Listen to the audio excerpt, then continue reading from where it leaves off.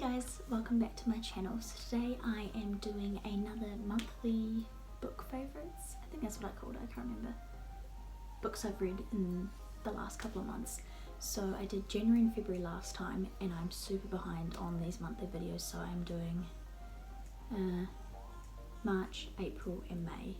Because when I'm filming this it's like 2 days before June, so yeah. So I'm super behind, but I've got a few books here that I'm going to let you know about, and I apologise about these little bits of hair. I'm not sure what's going on with them today. They don't fit in my ponytail, so they're just going to hang out.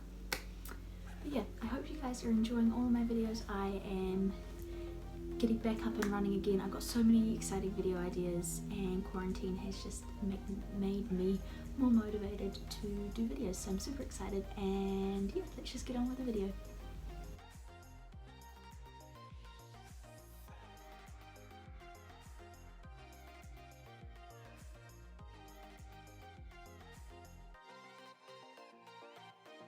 So in the past 3 months I've read 6 books, which is technically like 2 books a month, I guess.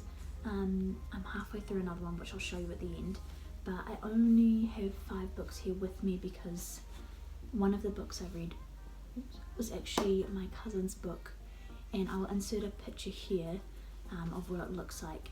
I believe it was called All the Things That Could Go Wrong, and it was just like a really cute, it was probably like a teen book, but my cousin said that I should read it, and it was just a really cute little like coming of age like book. It's kind of hard to explain. I'll try and write a little description down here or even in the description box below, but yeah, it was just a really cute little book that my cousin wanted me to read. So that's that one, that's number 1. The next one I have is this one here, which is Winnie the Pooh Favourite Stories. So I've had this book for ages. I got this, I can't remember if it was when I was little or my sister was little, but we got this little book and it's just all the favourite stories of Winnie the Pooh, and I found it in my wardrobe on my bookshelf and I was like, I have to pick this up and read it. And it's just, I think it's got 8 books altogether, short little stories of Winnie the Pooh, and yeah, they're just super cute and I love them. Love Winnie the Pooh, so that's definitely a good one to pick up. I would definitely give that like a 9 out of 10 because it just reminds me of my childhood, so yeah. The next one I have is this one here. So this is Conference of the Birds by Ransom Riggs, which is the 5th novel in Miss Peregrine's Home of Peculiar Children. So there's a movie called Miss Peregrine's Home for Peculiar Children, oh my goodness, for Peculiar Children, and this book here is the 5th one in the book series. So the movie was only based on book 1, but after I saw the movie I picked up the first book and realised it was a whole series. So this one just recently came out, maybe last month, the month before, and I picked it up and honestly read it in 2 days because I love the series, and I think there's another one coming out soon by the end of this year, so you'll probably see number 6 in one of these monthly book reads. But yeah, if you love the movie, I definitely recommend picking up this series. I would say definitely this book an 8 out of 10 for a good read. That's just the cover. It's got a little girl on the front and it just says Conference of the Birds and then Miss Peregrine's Home for Peculiar Children. I also can't really give a description of that because if I give a description of that book it's pretty much going to ruin like the first 4 books. But it is in the Miss Peregrine's Home for Peculiar Children book series, so if you want to know what's happening in that one, go and read all the other ones beforehand. So the next one is this classic Fahrenheit 451 by Ray Bradbury. We actually read this book in English in year 12 or 13, and you can actually see like it's got highlights all through it, like through the whole book, because we had to do quotes and write essays and stuff, so I don't know if you'll be able to see, but if I flick through, there you go, you'll be able to see all the highlighted bits in here. Yes, we had to read this at year 13, and we just had to write an essay for the end of the year exams, and I actually found this one again, a little short story, and I just thought I'd pick it up and read it, and it is a really good classic book. So if you guys are looking for a classic one, definitely pick this one up. It's actually really different to the movie. I know the movie only came out a few years ago, but this was released, should know this, I studied it, quite a while ago. It was quite a while ago. Yeah, I don't know when, but it was released quite a while ago, and it actually like touches on stuff that's happening in our society like today, which is really like crazy. Like, this is a dystopian novel. But yeah, I definitely recommend it if you're looking for a classic book. It's not too long. Like, the writing's a little bit small, but it took me like a week and a half maybe, but that was on full lockdown, so I'd probably say it wouldn't take too long to read. But it is just a cute little book, 451 Fahrenheit 451, and is a really good read. So I'd give that probably I'd give it a 7 out of 10, because I pretty much knew what was going to happen, obviously because I've read it before, but I definitely would pick it up again and read it if I wanted to. So it's that one. The second to last one is this one here. So it's The Boy Who Steals Houses and the Girl Who Steals His Heart. So it's got this really cute cover. So I'll read the back of it because it kind of explains a bit more. Oh my goodness, I cannot speak today, I'm sorry. Betrayed and abused by everyone who should have taken care of them, Sam and his brother are lost souls. They have a wild, hopeless, precious dream to make a home for themselves. Then Sam meets a girl whose laugh is a burst of stardust, but betrayed people have the hardest fists, and Sam has a secret that is about to catch up with him. Sorry.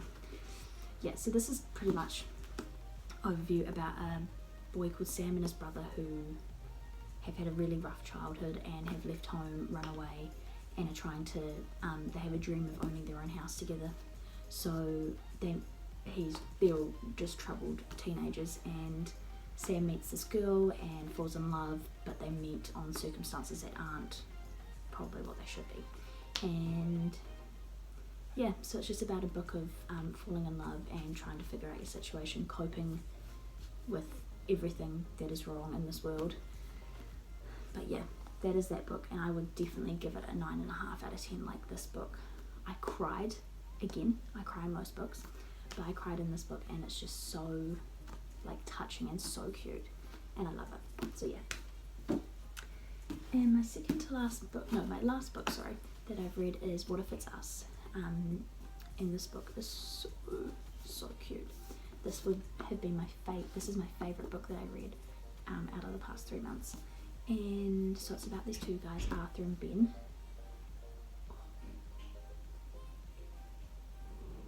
Sorry, I just got something like that. What back? Okay, sorry, so it's about Arthur and Ben, and I'll just read a quick description. So Arthur is only in New York for a summer, but if Broadway has taught him anything, it's that the universe can deliver a show-stopping romance when you least expect it. And Ben thinks the universe needs to mind its own business. If it had his back, he wouldn't be carrying a box of his ex-boyfriend's things. So it just says on the back here, they meet each other in the post office, and it's saying, what if they can't find each other again? What if they do, and then they can't nail the first date? What if Arthur tries too hard to make it work and Ben doesn't try hard enough? And then so that's why it says, what if it's us? And it says, but what if life isn't really like a Broadway musical? And then it says, but what if it is? So this is all about like people going through different things and coming together, and just coming of age book about falling in love. And I definitely cried multiple times in this book.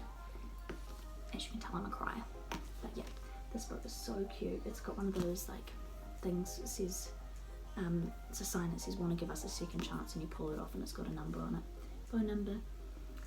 But yeah, this is super cute. So this book is by Adam Silveria and Becky Albertelli, I think.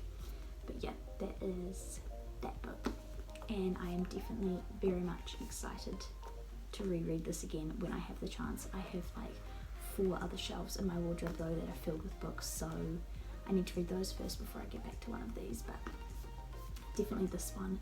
This was my favourite one from this month, and my favourite one from last month was definitely The Dangerous Art of Blending In. So those two are pretty much kind of like on the same terms, like, same kind of book style, same kind of characters, all of that stuff. So yeah, I really did enjoy this one.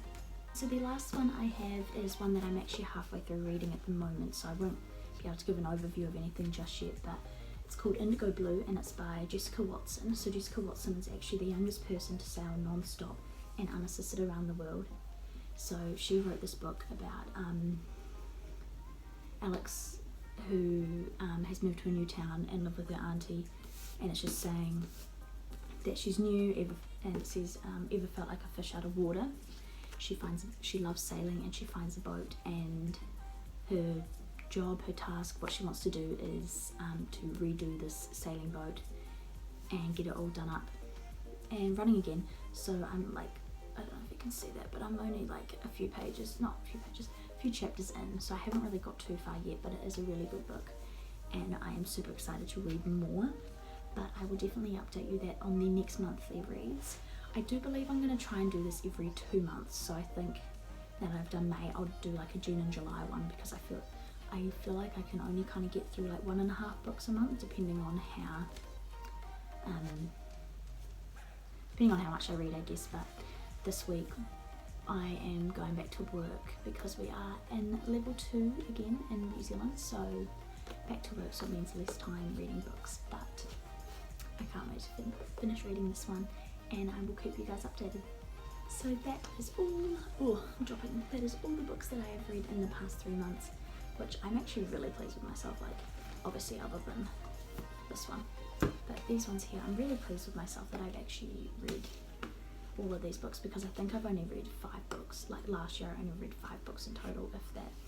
So I'm super excited and super happy that I am still going with my goal of 2020 of reading as many books as I can, and yeah, I am super excited to keep reading more and excited to share them with you guys. So comment down below if you guys have any book suggestions that I should read, because I'm always looking for new books, and whenever I go to the bookstore I always buy like 3 or 4.